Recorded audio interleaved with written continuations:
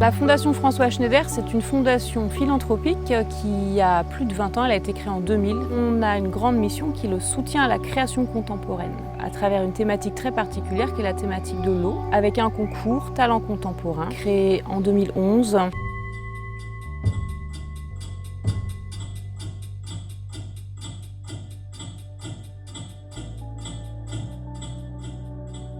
Il y a d'abord un appel à candidature chaque année. De là, un comité de présélection qui est composé de binômes va analyser 150 à 200 dossiers chacun. Et ils vont remettre une présélection de 30 à 40 finalistes. Et le grand jury se réunit ensuite à Wattwiller, dans notre centre d'art qui est dans un petit village au pied des Vosges en Alsace. Ce grand jury va travailler une journée entière, va analyser les dossiers et puis se mettre d'accord sur un choix final avec une variété de médiums puisqu'on récompense aussi bien des œuvres autour du dessin que de la sculpture, de l'installation, de la vidéo, de la photographie. Quand on voit beaucoup d'artistes, beaucoup de dossiers comme ça, il y a des moments, il y a des flashs. On dit tiens, celui-là ou celle-là, il y a quelque chose de différent. On essaie de trouver des traits qui délimitent ou qui définissent la personnalité d'un artiste, quelque chose de nouvel, quelque chose d'émouvant et quelque chose surprenant.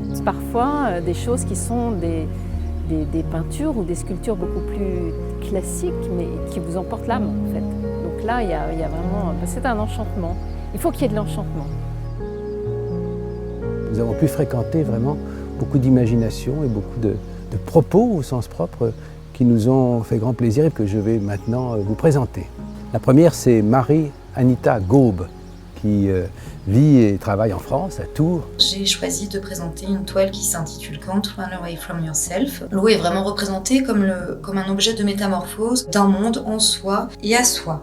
Il y a vraiment cette idée aussi de représenter des petites hétérotopies, donc des espaces contestataires au sein de la société.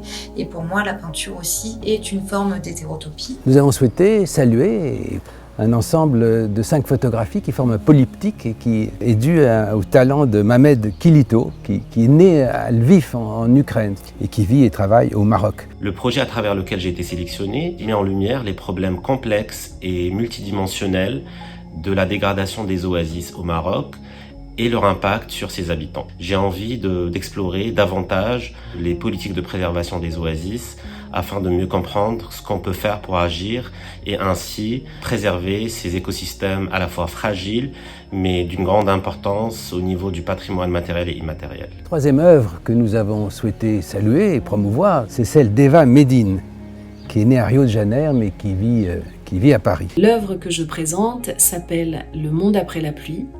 Il s'agit d'une vidéo qui prend la forme d'une fable chorégraphique et qui, à travers ce motif de l'eau, vient revisiter les imaginaires de la mutation, de la métamorphose et de la renaissance. Et c'est une œuvre qui interroge les liens que nous avons à la fois à la Terre et au cosmos. De Sarah Ritter, nous avons promu, salué, aimé 20 photographies conjuguées. Sarah Ritter vit et travaille à Besançon. Son œuvre s'intitule « Les vagues scélérates ». Je suis des scientifiques à la fois sur le terrain et en laboratoire. Et ici, ce sont donc des images qui ont été prises dans un laboratoire du CNRS à Caen. Cet ensemble s'intitule « Les vagues scélérates » parce que ce sont des séquences fictionnelles et non pas un enchaînement de vagues réelles qui forment donc ces séquences qui, d'une certaine manière, mentent au regardeur. Une très grande partie de mon travail, c'est de créer, à partir de la photographie, qui est un art qui semble être l'art le plus réaliste par excellence, de créer de la fiction, et de créer des merveilles. Et je tends à la fiction là où on essaie de produire la vérité.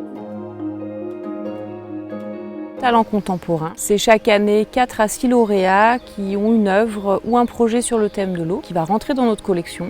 Cette collection, elle voyage. Elle peut voyager à Strasbourg, à Épinal, elle peut voyager au Portugal, elle peut voyager à Shanghai. C'est pas uniquement un soutien financier, c'est un soutien professionnel et artistique.